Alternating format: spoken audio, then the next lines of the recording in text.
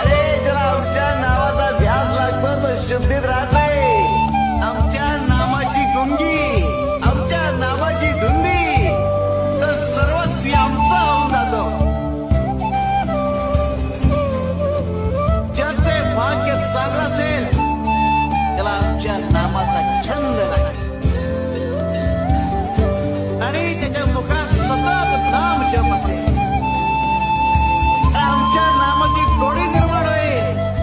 ध्यानी मनी स्वप्नी ही नाम संजीवनी बदनी असेल. त्याला निरंतर सुखाची प्राप्ती होईल. तसं मधाचं सेवन करण्यासाठी भ्रमर कमळ फुलात गुंतून पड.